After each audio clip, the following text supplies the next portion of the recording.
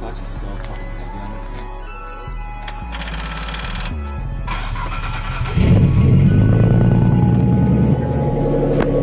Yup, it just gives it a really deep sound. That's what it is. What up, it's your boy Kris Wu, you're watching Noisey Rap.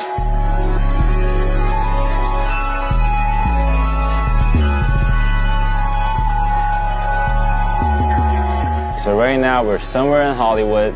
Ever since growing up as a kid, like I was just super into like car, like tuner, like that whole tuner scene. Like I was not into like Lambo or Ferraris and shit like that because I felt like that was not really the streets.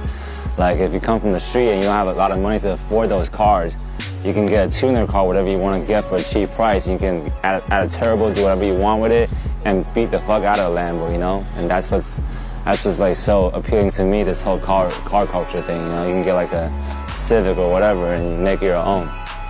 These are all my cars.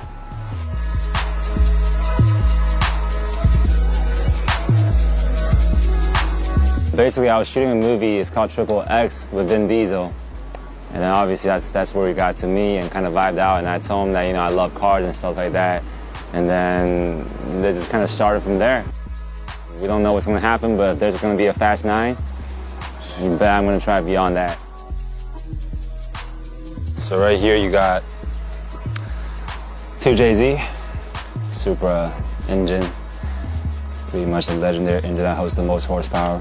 You got a big ass single turbo right here, custom intake manifold, everything titanium. The whole car's titanium. Exhaust, from under the hood, everything titanium. Runs on E85. It'd be able to hold 1,000 horsepower easily. So it's a beast. It's a beast. Don't be playing around with this car on the road. You gotta go to the track, bro. True fact. So basically, when you talk about car engines, it's either this one RB26 or that 2JZ from the Supra. These two engines are probably the most powerful engine and most well-built engine ever in history, pretty much. Especially when you're talking about like Japanese cars, like they are the top. Yeah. They all have the nickname of Godzilla. Really fast cars, really dope car. Right-hand drive too, same as the R34. And this one is actually 1997, so it's a 15th anniversary limited edition right here. Everything is original, everything, keep it pretty much OEM. Keep it that, make sure it still has that timeless look on it. Yeah, this one is a very fast car, and everyone should know about this. And this one right here, this is actually the only modern car that's here right now. So all these cars are back in the days, they're from the 90s, 2000. But this one is a 2017. It's pretty much a brand new Nismo GTR. So see how they're Nismo. The thing with Nismo is that they don't make it a lot. Only probably about like 60 to 66 vehicles a year in the States. What you will see on the streets are usually normal GTR, and this is a Nismo GTR. This is a tongue trim level. The price is about double a normal GTR. So, and right here, last but not least, Acura NSX, also known as this Honda NSX, because obviously in the States this is called Acura, but it is made from Honda. And this is pretty much, they call the Japan Ferrari. So the guy that kind of designed the whole car was actually a guy that worked for Ferrari before. And then back in the day, this was a really expensive car too. Probably basically a Japan supercar. That's what it's called. This one's a 2004. Yeah, 2004 model. So got all the technologies, everything's still good, like power window, AC, all that stuff, all the goodies. And there you have it. I have pretty much everything. Like there really isn't much to get. I'll maybe lay my hand on another on a RX-7 FD, which is a pretty legendary car too. They have that rotary engine, and then they're a very good drift car and pretty legendary car too. But that's probably the only one that's missing from my collection. Yeah.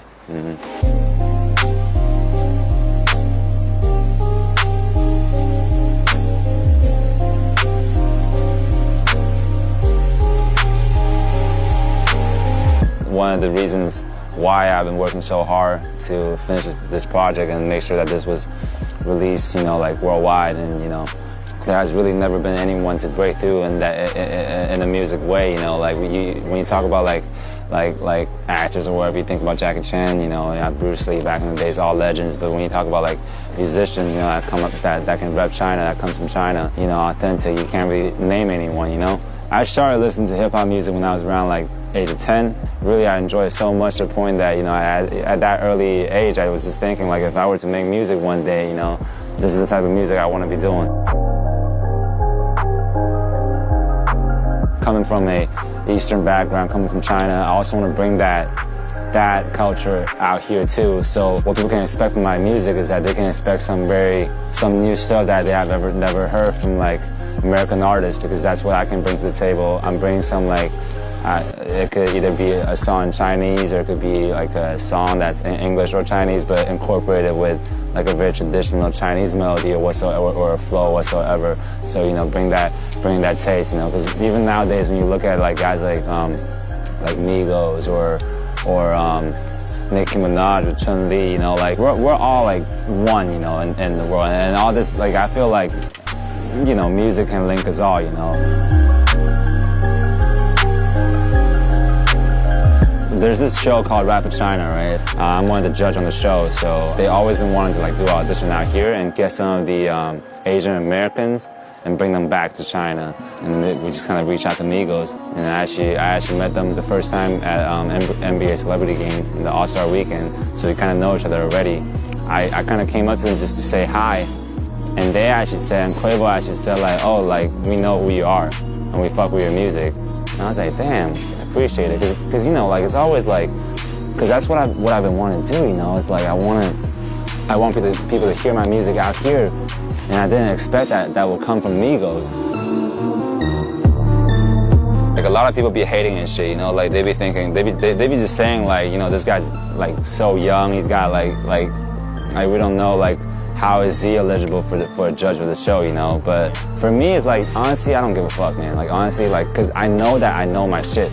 Like, I spent so many hours in the studio working, all these years, like, doing music, and you guys just be behind the keyboard and just saying this, and you probably don't even know how to make a single sound, like, cut a single record or whatever, you know. Like, so honestly, I really don't care, and I mean, everything worked out, you know. And I feel like I'm doing this not only for myself, but for the youth and for everyone that loves rap music in China.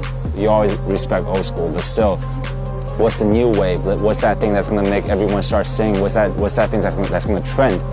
These things are very important when it comes to like a very new music genre, because rap music is still kind of new. It's been so underground, not many people knows it. It's not mainstream. So I'm here to support these fellow rappers or whatever, to bring the music to the mainstream for more listeners and more people, you know.